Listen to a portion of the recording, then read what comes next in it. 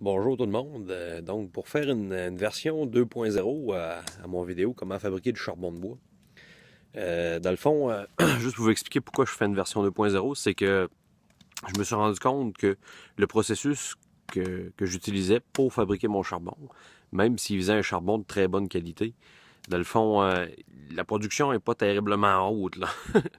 Dans le fond, quand je fais un avant-midi de forge, où je fais 1 ou 2 heures, puis je passe environ 2 fois une charge de mon pyrolyseur. Donc, j'ai décidé de changer de technique un peu. Euh, c'est plus ou moins compliqué. C'est que dans le fond, ce que je fais, je vais aller vous montrer. Je me fais un feu dans ma tube.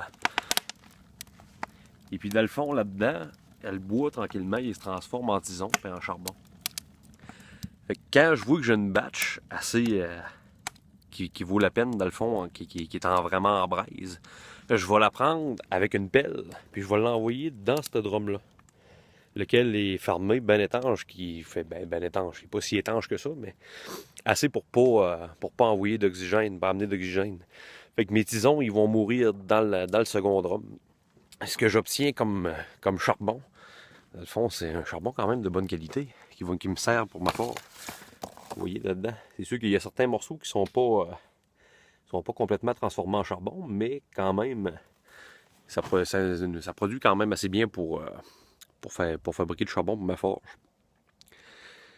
C'est sûr que je consomme quand même pas mal de bois pour transformer. Dans le fond, ça me prend l'équivalent de 2 ou 3 drums de 45 gallons de bois pour fabriquer environ la moitié d'un 45 gallons de charbon.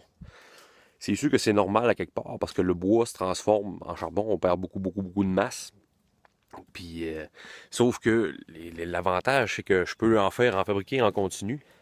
Si je voudrais remplir mon 45 gallons de charbon, j'aurais rien qu'à le laisser brûler, puis à prendre des pelletés, puis à ratiser mon feu à toutes les fois. Donc, c'est ce que je fais. Fait que je prends c'est de la croûte de bois, puis je la fais en petits morceaux. Les morceaux de petits bois de même, mais ils brûlent plus rapidement. Donc, ils vont se transformer plus rapidement en charbon. Quand je vois que mon feu commence à baisser dans ma tube, ce que je fais, c'est que je ramasse la pelle, puis je ramasse une coupe de pelleté, puis je l'envoie dans l'autre drum à côté. Puis je remets le couvert, je remets ma roche dessus, pour faire en sorte que le feu va mourir dedans. C'est une technique, c'est une autre technique. Dans le fond, c'est plus rapide, puis beaucoup plus de production. Sauf que le désavantage un peu, c'est qu'il faut toujours alimenter le feu pour continuer de produire. Parce que sinon, c'est pas trop long qu'on se ramasse qu'on n'a rien qu'une pelletée, puis on n'a pas fait grand-chose. Parce qu'il faut pas trop attendre que le bois se transforme plus en cendre, dans le fond. Il faut le pogner à l'étape avant qu'il devienne en cendre. Donc, il faut tout le temps watcher notre feu, puis le réalimenter, prendre des pelletés, l'envoyer dans le baril, reformer le baril.